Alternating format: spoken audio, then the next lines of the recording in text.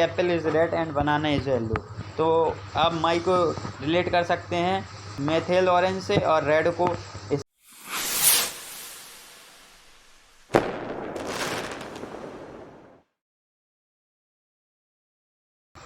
So hi guys, welcome back to the channel. This is Chris Verma. Today we are discuss about the chapter number 2 of chemistry, which is acids, bases and salt. This chapter include in term 1 exam, which is very important for you. So we recommended the video of first chapter. So hi guys, welcome back to the channel. This is Chris Verma. Today we are discuss about the chapter number 2 of chemistry, which is acids, bases and salt. This chapter include in term 1 exam, which is very important for you. So we recommended the video of first chapter. So I will given the link in description box, so check now. Without wasting any time, we will start the chapter number 2. Acids, base and are in taste sour in taste. So guys, इस acids होते हैं वो काफ़ी खट्टे होते हैं। मैं आपको हिंदी में बताता जा रहा हूँ, ये आप पढ़ लेना बाद में। सो गाइस, एसिड्स होते हैं वो खट्टे होते हैं और उनका जो अगर हम उनको एसिड्स में डालें, एक ब्लू लिटमस पेपर होता है, अगर उसको एसिड्स में डालें तो वो रेड हो जाएगा। और एग्जाम्पल के लिए आपको बता दें, लेमन जूस, विनेगर, दही, ये सब एसिड्स के एग्जाम्पल हैं। और अगर हम इसको वाटर में डिज़ोल्व करेंगे, वाटर में घोलेंगे तो H+ आयंस को देगा। बिटर क्या होते हैं? ये कड़वे होते हैं टेस्ट में। और अगर रेड लिटमस पेपर को हम लोग बेसिस में डालेंगे तो ब्लू बन जाएगा वो। और baking soda, milk of magnesia और जो होता है ये सब बेसिस में आता है। OH- आयंस रिलीज करता है अगर हम इसको वाटर में डालें। तो गाइस, ये कुछ इंडिकेटर्स होते हैं जो कि नेचुरल होते हैं, जैसे litmus is a natural indicators, और टर्मरिक ये भी एक नेचुरल इंडिकेटर्स है अनदर टाइप्स का। एल्कलीज क्या होते हैं? जो डिज़ोल्व हों वाटर में, जो डिज़ोल्व ना हो वाटर में, और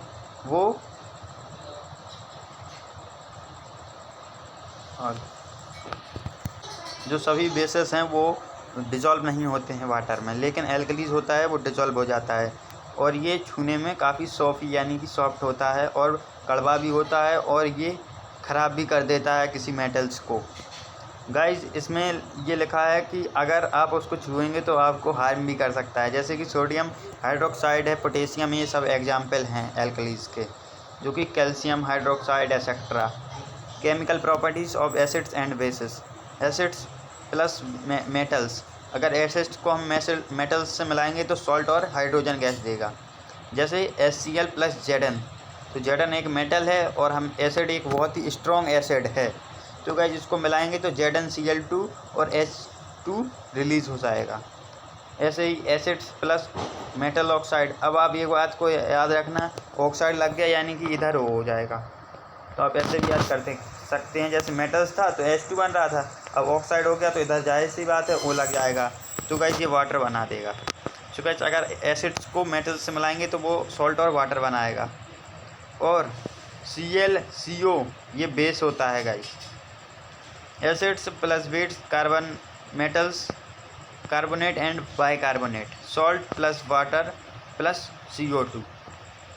HCl ये सब एग्जाम्पल हैं, जो कि आपको एक बात बता दें, जो कि होता है CO2, ये होता है लाइम यानी कि चूना, ठीक है गाइस। और CaCO2 ये होता है लाइम इन वाटर, जो गीला चूना होता है, ठीक है गाइस, ये आपको याद रखना है। ऐसे ही बेसिस में होता है, अगर उसको मेटल से मिलाएं तो वो सॉल्ट और हाइड्रोजन देगा, और उसको अगर नॉन मेटल ऑक्साइड से मिलाएं, वहाँ पर क्या था, एसिड्स में क्या था गाइस, कि हम लोग मेटल ऑक्साइड से मिला रहे हैं, यहाँ पर नॉन मेटल जो कि बेसिस का काम करेगा, तो वाटर मिलेगा, सॉल्ट मिलेगा, और NaOH, H2O ये सब एग्जाम्पल दिए हैं, जो कि Na2SO4 + H2O बना रहा है। स्ट्रॉन्ग एसिड, स्ट्रॉन्ग बेस, वही बात है, मोर H+ आयंस रिलीज करेंगे एसिड्स, और बेस मोर O- आयंस रिलीज करेंगे, जैसे कि इन वाटर में अगर हम उनको डिज़ोल्व करें ये लिखे हैं कुछ स्ट्रॉन्ग बेस और एसिड, HCl H2SO4 और NaOH KOH। Weak acid and base, ये भी लेस वाटर में डिजोल्व करेंगे तो लेस H+ आयंस रिलीज करेंगे, और इसको वाटर में डिजोल्व करेंगे तो OH- आयंस रिलीज करेंगे। ऐसे ही गाइस ये है एग्जाम्पल H2CO3 MgOH का होल टॉइस। ये दो एग्जाम्पल हैं अलग अलग, ये था एसिड का और ये था बेस का। ठीक है गाइस। अब कंसंट्रेशन एसिड क्या है, ये बिल्कुल इस कंसंट्रेशन का मतलब आप याद रखना कहीं भी हो, प्योर फॉर्म हो, विदाउट H2O, पानी ना मिला हो। डाइल्यूट का मतलब है एडेड वाटर, घुला हुआ। इंडिकेटर्स क्या होते हैं, those chemical substance which help to detect the nature of chemicals. तो गाइस ये हमें इंडिकेटर्स बताते हैं कि ये बेस है क्या है। तो गाइस एक लिटमस सॉल्यूशन होता है, ऐसे ही ऑल्फैक्टरी इंडिकेटर्स होता है जो कि पहले यूज होता था, अभी भी होता है, जो कि हमें ऑल्फैक्टरी इंडिकेटर्स क्या बता देता है, ऑर्डर, स्मेल बता देता है। ऑल्फैक्टरी नाम ही समझ में आ रहा है, स्मॉल डिटेक्ट करता है कि ये बेसिक है कि एसिड है। ऐसे ही गाइस ये सब एग्जाम्पल हैं, अनियन, स्मेल, वेनिला। ऐसे अब आपको बताएंगे यूनिवर्सल इंडिकेटर्स। ये इम्पोर्टेंट है यूनिवर्सल इंडिकेटर्स। ये क्या करता है, ये हमें बताता है कि उसका नेचर क्या है, और ये भी बताता है कि उसके नेचर में कितनी स्ट्रेंथ है, बेसिक है कि कितना बेसिक है, हाई बेसिक है या लो बेसिक है। जैसे कि आपने पता होगा, एक एग्जांपल यहाँ पर लिखा है पीएच पेपर। पीएच पेपर बहुत इंपॉर्टेंट रोल है इस चैप्टर में। तो गाइस पीएच पेपर कुछ इस टाइप का होता है, मैं यहाँ पर बना देता हूँ। 1 2 3 4 5 6 7 8 9 10 11 12 13 और ये 14 2 3 4 5 6 7 8 9 10 11 12 13 14। ये गाइस ऐसा होता है, ये पीएच स्केल होती है। यहाँ पर होता है एसिड और यहाँ पर होता है बेस, और 7 में होता है वाटर जो कि बिल्कुल न्यूट्रल होता है, जो ना ही बेस। तो गाइस अगर हम लोग इस साइड जाएंगे तो गाइस एसिडिक बनेगा, और इस साइड जाएंगे तो बेसिक बनेगा। ये आपको याद रखना है। तो ये बताता है कि वो 7 पे है कि 8 है पे कि 9 पे है।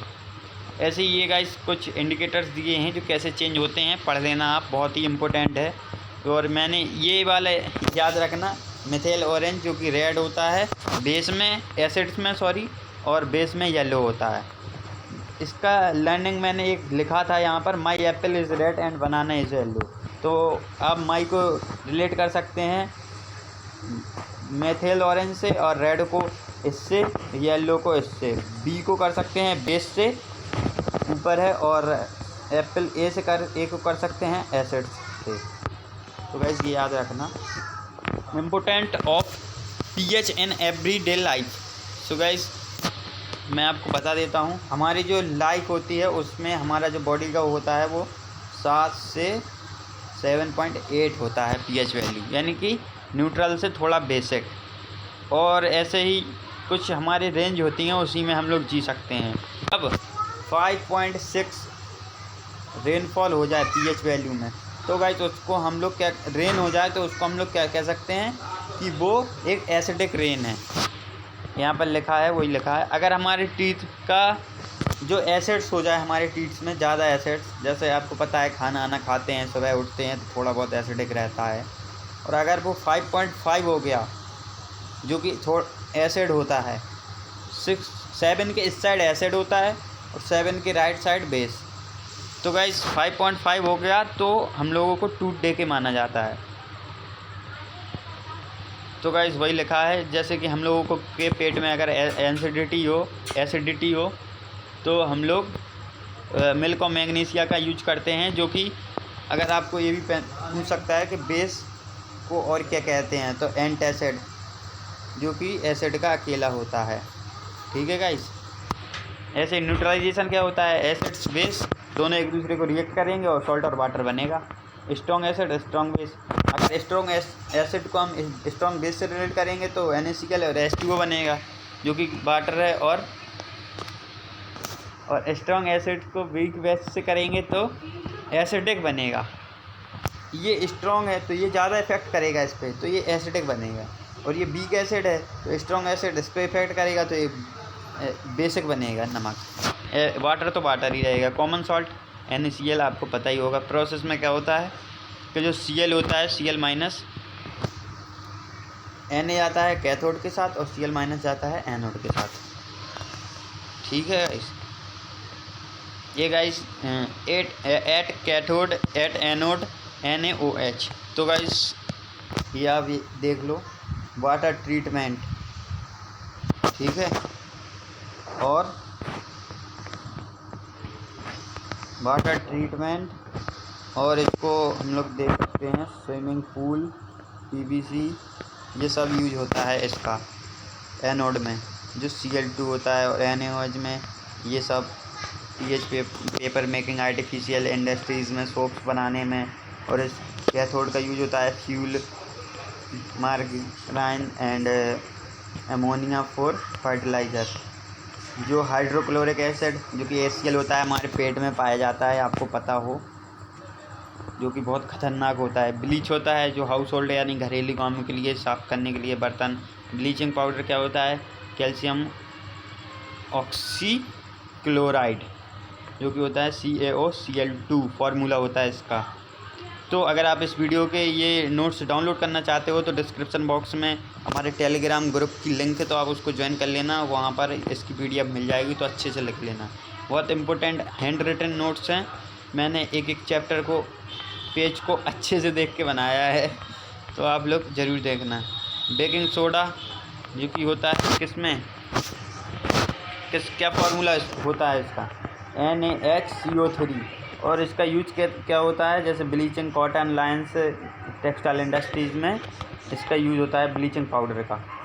ऐसे ही इसका ड्रिंकिंग वाटर, हम लोग उसको साफ़ करने के लिए पानी को, ये सब इस सब में यूज होता है। और जर्म्स को मारने के लिए बेकिंग सोडा का आपको पता ही होगा, जिसमें कार्बन डाइऑक्साइड केक बनाने में यूज होता है। जो कार्बन डाइऑक्साइड अगर निकलती है तो वो थोड़ा स्पॉन्जी हो जाता है। On heating decompose the sodium carbonate, वही बात लिखी है यहाँ पर। हीट करते हैं तो क्या निकलता है, कार्बन डाइऑक्साइड। जब कार्बन डाइऑक्साइड निकलती है तो वो मुलायम सा हो जाता है। ठीक है गाइस, लिखा है केक, ब्रेड्स बनाने के लिए यूज होता है। वॉशिंग सोडा Na2CO3, ये फार्मूले बहुत इंपॉर्टेंट हैं गाइस, ये पूछ सकते हैं आपसे, तो याद कर लेना। जो कि सोडियम हाइड्रोजन कार्बोनेट होता है, on heating decompose the sodium carbonate with the release of hydrogen gas, hydrogen gas को रिलीज करता है। वॉशिंग सोडा से आप लोग, जैसे ये है वॉशिंग सोडा, तो ये बन गया आपका वॉशिंग सोडा। ठीक है गाइस, ये वही वाला है, ये ऊपर वाला था जो, इसी से बना है, इससे। ठीक है, बेकिंग सोडा से वॉशिंग सोडा बना है। इसमें 10H2 को मिल जाता है। कुछ नहीं करना, आपको सीधा वही वाला फार्मूला याद करना है और 10H2 को जोड़ देना है। ध्यान रहे ये पॉइंट है। तो गाइस इसका ये मतलब है कि ये अच्छे से मिक्स नहीं होता है, ये सिर्फ मिल जाता है उसमें पानी में। प्लास्टर ऑफ पेरिस को देखो गाइस, ये होता है कैल्शियम सल्फेट हेमीहाइड्रेट। तो गाइस इसको अगर हम लोग 373 के केल्विन है, तो अगर इसको देखें तो 100 डिग्री सेल्सियस हो रहा है। अगर सेल्सियस में देखें तो अगर हम लोग इसको 100 डिग्री सेल्सियस में हीट करेंगे तो ये जिप्सन बन जाएगा। ठीक है, loses water molecules become the pose the calcium sulphate hemihydrate CaSO4 1/2H2O 1/2H2O और 1/2H2O जो कि बन जाता है 1.5 और 1 2H2O। आप देख सकते हो, जो कि स्टैचूज, प्रोटीन, हैंड प्लास्टर, इन सब में काम आता है। अब एमोरफस और क्रिस्टलाइन क्या होता है। एमोरफस मतलब एक रेगुलर शेप, रेगुलर मतलब जैसे डायमंड में होती है। अरे एमोरफस मतलब रेगुलर, एमोरफस नहीं, क्रिस्टलाइजेशन होता है गाइस, सॉरी। तो ये जो क्रिस्टलाइजेशन होता है इसमें एक रेगुलर शेप होती है पैटर्न में, जैसे डायमंड में ऐसी शेप है तो वो ऐसे ही शेप रहेगी, ऐसे बढ़िया अच्छे से। ठीक है गाइस, और काफ़ी ख़राब बना है। और इसमें क्या होता है, इसमें कोई भी एक पैटर्न फॉलो कर दिया उन्होंने, जैसे ग्लास है एग्जाम्पल के लिए, तो ऐसा बना दिया, कुछ ऐसा ऐसा, तो वही होता है जो कि अच्छे पैटर्न में दिख रहा हो, बाकायदा एक एक चीज़ उसकी जो कि एक ही जैसी हो उसमें। जैसे कि इसमें होता है डायमंड, सोडियम क्लोराइड, और इसमें ग्लास। क्रिस्टलाई में डायमंड, क्रिस्टलाई मतलब रेगुलर पैटर्न और एमोरफस मतलब irregular pattern. Water of crystallization, तो वाटर ऑफ क्रिस्टलाइजेशन का क्या होता है, कहाँ आ गया, many salt contain water molecules and are known as hydrated water, पता ही होगा आपको। The water molecules present in the salt is known as the crystallization. अगर किसी भी सॉल्ट में वाटर मॉलिक्यूल्स हैं तो उसको क्रिस्टलाइजेशन कहते हैं। CuSO4, ये गाइस वही फार्मूले लिखे हैं जो ऊपर लिखे थे, मैंने ऐसे लिख दिया, और इनको ये भी बोला जाता है, तो आप याद कर लेना, बहुत इंपॉर्टेंट फार्मूले हैं गाइस। तो गाइस ये था हमारे पूरे चैप्टर के सारे नोट्स, 8 पेज में हैं गाइस। तो अगर आपको इसकी PDF डाउनलोड करनी हो तो जाना डिस्क्रिप्शन बॉक्स में, टेलीग्राम की लिंक है, तो वहाँ से डाउनलोड कर लेना और अच्छे से पढ़ना गाइस, टर्म 1 में फोड़ना है क्योंकि। चलिए गाइस मिलते हैं नेक्स्ट वीडियो में। अगर वीडियो अच्छा लगा हो तो वीडियो करना like, share and subscribe. So see you again next time, bye bye.